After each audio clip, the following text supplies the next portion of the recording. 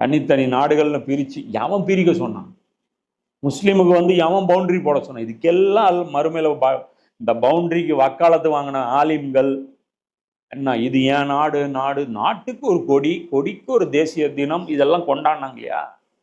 இந்த டிராயிங் எல்லாம் ரசூலா போட்டு கொடுத்துட்டு போனாங்க. சவுதி கொடி யார் ரசூலா வரைஞ்சு கொடுத்துட்டு போனாங்களா? பச்சை கலர்ல லாயிலா இல்ல எழுதுங்கன்ட்டு. கத்தாருடைய கொடி ரசூலா அபூபக்கர் டிராயிங் பண்ணி கொடுத்துட்டு போனாங்க. இந்த கொடியெல்லாம் அவங்க பார்த்துருப்பாங்களா? யூஐ கொடி அதெல்லாம் அவங்க பார்த்துருப்பாங்களா? அவங்கள வந்து முஸ்லீம்களை வந்து பிளாக்கா பிரிக்க சொன்னாங்க. எவ்வளோ, அதுவும் வந்து வெள்ளைக்காரன் எப்படி பிரிச்சிருக்க? அப்ப இந்தியா இவ்வளவு பெரிய நாடுன்னு விட்டு போனானா? அரபு நாடுலாம் பார்த்துருக்கியா? குட்டி குட்டியா இருக்கும். ஏன்னா அந்த கத்தாருக்குள்ள அவ்வளவு காசு இருக்கு, குவைத்துக்குள்ள அவ்வளவு காசு இருக்கு. குவைத்தும் கத்தாரும் சேர்ந்துருச்சுன்னு வச்சுக்கோ, பெரிய ஆளு. அதனால ரெண்டும் தனித்தனியா பிரிச்சு இங்க ஒரு ஆள் கையில நிர்வாகம், இங்க ஒரு ஆள் கையில நிர்வாகம் கொடுத்து